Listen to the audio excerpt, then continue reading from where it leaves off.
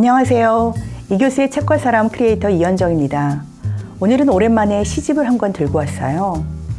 오래전에 백석의 시를 낭독한 이후에 두 번째인데요. 2022년 12월 30일에 발간된 아직은 따끈따끈한 시집입니다. 그리고 최근 서점가에서 많은 관심을 불러일으키고 있기도 하고요. 바로 진은영 시인의 나는 오래된 거리처럼 너를 사랑하고입니다. 진은영 시인은 1970년에 대전에서 태어나 이화여대 철학과를 졸업하고 2000년 문학과 사회에 커다란 창고가 있는 지부에 3편을 발표하여 작품 활동을 시작했습니다. 지금까지 시집으로는 7개의 단어로 된 사전, 우리는 매일매일, 훔쳐가는 노래가 있습니다. 처음 시집을 발표했을 때 최승자 시인이 드디어 자신을 잇는 시인이 나왔다고 호평을 한 적이 있지요. 이후 대산문학상, 천상병 시문학상, 현대문학상, 김달진 문학상 젊은 시인상 등을 수상했습니다. 진은영 시인은 또한 철학으로 박사학위까지 받으셨는데요. 니체와 차이의 철학에 관한 박사 논문을 쓰셨고요. 그리고 2013년부터는 한국상담대학원 대학교에서 문학상담을 가르치는 교수로 재직하고 있습니다. 그럼 바로 시집 속으로 들어가 보도록 할까요? 오늘 저는 모두 4편의 시를 낭독하고자 합니다. 그럼 제가 맨 처음으로 읽을 시는 바로 이 시집의 제목을 낳은 시인데요. 시집의 서두를 장식하고 있는 시, 청혼을 읽어보도록 하겠습니다. 청혼. 나는 오래된 거리처럼 너를 사랑하고 별들은 벌들처럼 웅성거리고 여름에는 작은 은색 드럼을 치는 것처럼 네 손바닥을 두드리는 비를 줄게. 과거에게 그랬듯 미래에게도 아첨하지 않을게. 어린 시절 순결한 비누 거품 속에서 우리가 했던 맹세들을 찾아 너의 팔에 모두 적어줄게. 내가 나를 찾는 순례였던 시간을 모두 돌려줄게. 나는 오래된 거리처럼 너를 사랑하고 벌들은 귀 속의 별들처럼 웅성거리고 나는 인류가 아닌 단 한 여자를 위해 쓴 잔을 죄다 마시겠지. 슬픔이 나의 물컵에 담겨있다. 투명 유리 조각처럼. 이 시는 한 사람이 사랑하는 한 여자에게 청혼하는 상황을 떠올리시면서 음미해 보시면 좋을 것 같습니다. 이 시는 사랑시고 또 참으로 시각, 청각, 촉각을 모두 건드리는 감각적인 시입니다. 먼저 시집의 제목이 맨 첫 연에 등장합니다. 시는 말합니다. 나는 오래된 거리처럼 너를 사랑하고. 오래된 거리처럼 사랑한다는 것은 무엇을 뜻하는 것일까요? 말로 설명하기는 어렵지만 저는 그 느낌이 공감되는 듯합니다. 오래된 거리는 과거에서부터 현재까지를 잇는 우연들과 역사들이 겹치는 장소이고 또 아스팔트를 갓 간 도로보다는 왠지 정겹고 익숙하게 느껴지는 곳이기도 합니다. 따뜻하고 포근한 느낌도 듭니다. 그렇지만 그 사랑은 결코 조용하거나 적막하지 않습니다. 따라서 별들은 마치 청혼하는 우리의 앞에 놓인 미래들과 꿈처럼 벌들처럼 웅성거립니다. 또 청혼자는 약속합니다.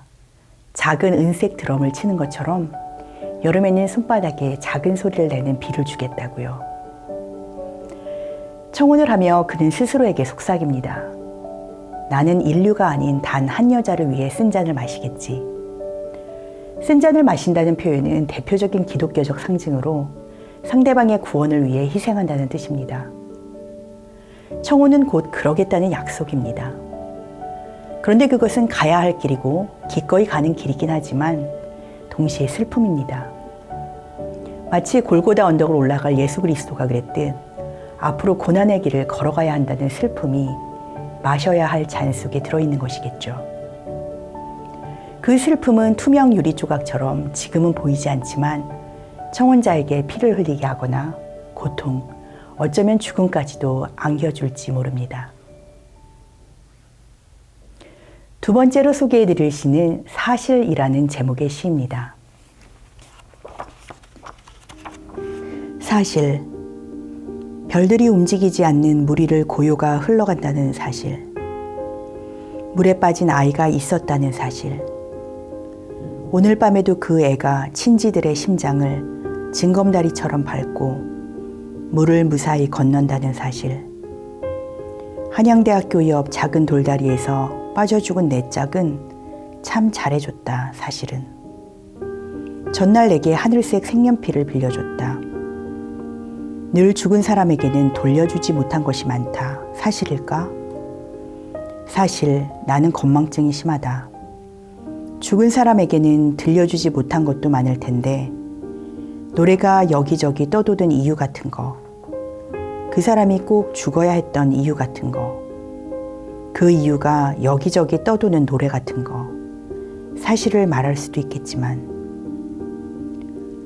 내 짝은 입을 꼭 다물고 건져졌다는데 말할 수 없다. 그 애가 들려주려던 사실. 어둠의 긴 팔에 각자 입 맞추며 속삭였다.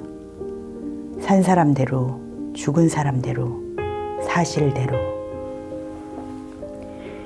이 시는 아마 느끼신 분들도 계시겠지만 계속 사실이라는 단어가 반복됩니다. 총 9번이 반복되죠.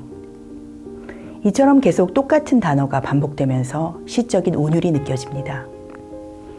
그런데 내용적으로 보면 그 사실들은 모두 각각 다른 종류의 사실을 가리키고 있습니다. 맨 첫 줄에서 물 위를 고요가 흘러간다는 사실은 어떤 자연현상을 가리키고 있습니다. 그 다음 행에서 물에 빠진 아이가 있었다는 사실은 하나의 사건을 지칭합니다. 과거에 있었던 사건. 그리고 다음에는 오늘 밤에도 그 애가 친지들의 심장을 징검다리처럼 밟고 간다는 사실을 말합니다. 그 죽은 아이는 아직도 친지들의 마음속에 슬픔과 고통으로 남아있다는 마음속 형편을 지칭하는 것이겠죠. 그렇지만 사실이라는 것은 어찌 보면 확인해 보아야 하는 질문이기도 합니다. 그렇기에 전날 하늘색 색연필을 죽은 친구에게서 빌렸던 사실을 시인은 말하면서도 동시에 늘 죽은 사람에게는 돌려주지 못한 것이 많다 사실일까? 라고 질문합니다. 그리고 나서 말합니다. 사실 나는 건망증이 심하다. 그런데 사실 건망증이 심한 시인은 어떻게 그 오래전 일을 아직 기억하고 있는 것일까요? 사실이 인간의 마음을 모두 드러내주지 못함을, 혹은 어쩌면 건망증이 모든 것을 똑같이 있게 하지는 않음을 드러낸다고 할 수 있습니다. 그리고 덧붙입니다. 죽은 사람에게는 돌려주지 못한 것뿐 아니라 들려주지 못한 것도 많다고요. 그 사람이 꼭 죽어야 했던 이유 같은 거 말이죠. 사실을 말할 수도 있겠지만 에서의 사실은 냉정한 혹은 과학적 사실을 말합니다. 돌에 발을 헛디디어 물에 빠졌다. 이렇게 과학적 사실을 말할 수도 있겠지만 그것이 갑작스러운 가까운 이의 죽음을 모두 설명할 수 있는 건 아니죠. 그리고 입을 꼭 다물고 건져진 친구는 어떤 말도 할 수 없기에 그 애가 들려주려던 사실을 사람들은 각자 제멋대로 속삭입니다. 산 사람대로, 죽은 사람대로, 사실대로. 즉 각자가 믿는 사실대로 이야기했다는 것이겠죠. 시는 이렇게 사실이라는 시 하나에서 하나의 죽음이 고민케 하는 다양한 사실의 층위들에 대해서 언급하고 있습니다. 그리고 그 사실들은 모두 겹쳐지면서 죽음의 알 수 없음과 슬픔과 그럼에도 불구하고 여전히 마치 아무런 일이 없는 듯이 진행되고 있는 현재에 대해서 보여줍니다. 그리 길지 않은 시이지만 참으로 감동적이고 생각을 많이 하게 하는 시였습니다. 세 번째로는 남아있는 것들이라는 시입니다. 제가 먼저 낭독해 보겠습니다. 남아있는 것들. 나에게는 끄적거린 시들이 남아있고 그것들은 따뜻하고 축축하고 별 볼 일 없을 테지만 내게는 반쯤 녹아버린 주석 주전자가 남아있고 술을 담을 순 없지만 그걸 바라보는 내 퀭한 눈이 있고 그 속에 네가 있고 회색 담벼락에 머리를 지디긴 붉은 페인트붓처럼 희끗해진 머리카락을 헝클어 놓은 네가 있고 젖은 바지들의 돛 아침에 기슬갠 면도한 얼굴로 말끔하게 희망이 오후가 되면 거뭇거뭇 올라오는 수염 같은 절망이 남아있고 또다시 아침, 부서질 마음의 선박과 원자로들이 잘 묶인 매듭처럼 반드시 풀리는 나의 죽음이 남아있고 이 시는 한년으로 되어 있습니다. 신에게 남아있는 것들이 쭉 나열되어 있는데요. 그 남아있는 것들은 기껏해야 끄적거린 시, 주석주전자, 퀭한 눈, 희망과 절망, 죽음입니다. 그렇지만 남아있는 이 하찮은 것들은 결코 단순하게 하찮지가 않습니다. 끄적거린 시는 따뜻하고 축축하지만 별 볼 일 없을 것입니다. 그래서 생각해보니 반쯤 녹아버린 주석주전자가 있습니다. 그런데 그 녹아버린 주전자엔 술을 담을 수조차 없습니다. 대신 그걸 바라보는 내 눈, 그것도 퀭한 눈이 있는데요. 그 눈 안에는 희끗해진 머리카락을 헝클어 놓은 당신이 있습니다. 젖은 바지, 이때의 바지는 옷이 아닌 화물을 운반하는 배를 뜻하는데요. 생각해보니 그 배들의 도처럼 아침에 면도한 얼굴처럼 말끔한 희망이, 그리고 오후에는 거뭇한 수염처럼 올라오는 절망이 있습니다. 그리고 또 아침이 오면 곧 또 부서져 버리겠지만 마음의 선박과 이글이글 타오르는 원자로가 다시 나타날 것이고, 그리고 마지막으로 내겐 잘 묶인 매듭처럼 또 반드시 풀리는 죽음이 남아 있습니다. 꽁꽁 묶인 매듭처럼 그것이 무엇인지 현재로서는 알 수 없을 것 같지만 결국은 누구나 직면하게 되는 우리 앞에 풀려서 펼쳐지는 죽음이 남아있는 거죠. 끄적거린 시, 주석주전자, 퀭한 눈, 희망과 절망, 그리고 죽음. 신에게 남아있는 것들을 축축하지만 덤덤하고 감동적으로 잘 그려낸 시라는 생각이 듭니다. 오늘 신앙독의 마지막은 그날 이후라는 시입니다. 이 시는 2014년 10월 15일 세월호 참사 희생학생 유해은의 17번째 생일을 앞두고 쓴 생일시입니다. 뮤지컬 배우가 꿈이었던 예은이에게는 하은이라는 쌍둥이 언니가 있었어요. 그럼 이 시를 제가 먼저 읽어보겠습니다. 그날 이후. 아빠 미안. 2kg 조금 넘게 너무 조그맣게 태어나서 미안. 20살도 못 되게 너무 조금 곁에 머물러서 미안. 엄마 미안. 밤에 학원 갈 때 휴대폰 충전 안 해놓고 걱정시켜 미안. 이번에 배에서 돌아올 때도 일주일이나 연락 못해서 미안. 할머니, 지나간 세월의 눈물을 합한 것보다 더 많은 눈물을 흘리게 해서 미안. 할머니랑 함께 부침개를 부치며 나의 삶이 노릇노릇 따뜻하게 익어가는 걸 보여주지 못해서 미안. 아빠, 엄마 미안. 아빠의 지친 머리 위로 비가 눈물처럼 내리게 해서 미안. 아빠, 자꾸만 바람이 서글픈 속삭임으로 불게 해서 미안. 엄마, 가을의 모든 빛깔이 어울리는 엄마에게 검은 셔츠만 입게 해서 미안.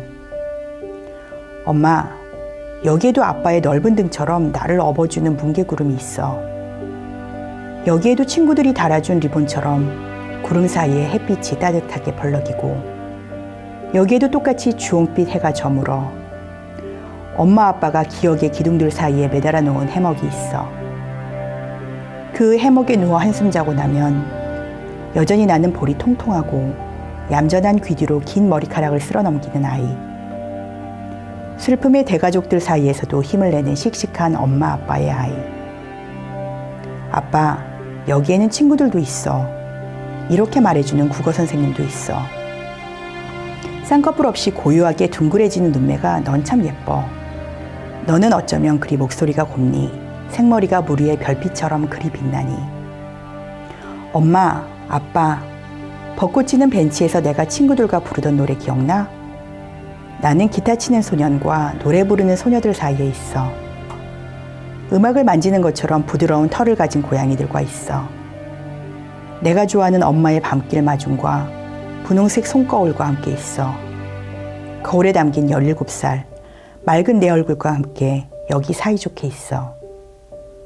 아빠, 내가 애들과 노느라 꿈에 자주 못 가도 슬퍼하지 마. 아빠, 새벽 3시에 안 자고 일어나 내 사진 자꾸 보지 마. 아빠, 내가 친구들이 더 좋아져도 삐치지 마. 엄마, 아빠 삐치면 나 대신 꼭 안아줘. 하은 언니, 엄마 슬퍼하면 나 대신 꼭 안아줘. 성은아, 언니 슬퍼하면 네가 좋아하는 레모네이드를 타줘. 지은아, 성은이가 슬퍼하면 나 대신 노래 불러줘. 아빠, 지은이가 슬퍼하면 나 대신 두둥실 업어줘. 이모, 엄마 아빠의 지친 어깨를 꼭 감싸줘. 친구들아, 우리 가족의 눈물을 닦아줘. 나의 쌍둥이 하은 언니 고마워. 나와 손잡고 세상에 와줘서 정말 고마워. 나는 여기서, 언니는 거기서 엄마 아빠 동생들을 지키자. 나는 언니가 행복한 시간만큼 똑같이 행복하고 나는 언니가 사랑받는 시간만큼 똑같이 사랑받을 거야. 그니까 언니, 알지? 아빠, 나는 슬픔의 큰 홍수 뒤에 뜨는 무지개 같은 아이. 하늘에서 제일 멋진 이름을 가진 아이로 만들어줘 고마워. 엄마, 내가 부르고 싶은 노래들 중 가장 맑은 노래, 진실을 밝히는 노래를 함께 불러줘 고마워. 엄마, 아빠, 그날 이후에도 더 많이 사랑해줘 고마워. 엄마, 아빠, 아프게 사랑해줘 고마워. 엄마, 아빠, 나를 위해 걷고, 나를 위해 굶고, 나를 위해 외치고 싸우고, 나는 세상에서 가장 성실하고 정직한 엄마, 아빠로 살려는 두 사람의 아이 예은이야. 나는 그날 이후에도 영원히 사랑받는 아이, 우리 모두의 예은이. 오늘은 나의 생일이야. 네, 이 시는 따로 해설을 굳이 붙이지 않아도 될 것 같습니다. 오히려 사족이 될 듯하고요. 참사가 난 뒤 아이들의 목소리를 듣고 싶다는 희생가족 부모의 이야기를 듣고 시인들이 아이들의 시선으로 쓰는 육성시를 작성했는데요. 그때 진은영 시인은 예은이의 생일을 맞아 예은이의 목소리로 바로 아는 육성시를 맡아서 쓰시게 된 것이죠. 혹시 다른 시인분들의 작품도 궁금하신 분들은 2015년 난다 출판사에서 나온 엄마 나야를 보시면 되겠습니다. 그럼 오늘은 이렇게 총 4편의 시를 낭독하고 이야기하는 것으로 마무리할까 합니다. 어떠셨나요? 진은영 시인의 아름다운 시를 들으며 조금은 위로가 되는 시간이셨나요? 오늘 영상이 좋으셨다면 좋아요, 구독, 알림 설정 부탁드리겠고요. 저는 다음 시간에 또 좋은 책을 가지고 여러분을 만나 뵙도록 하겠습니다. 감사합니다.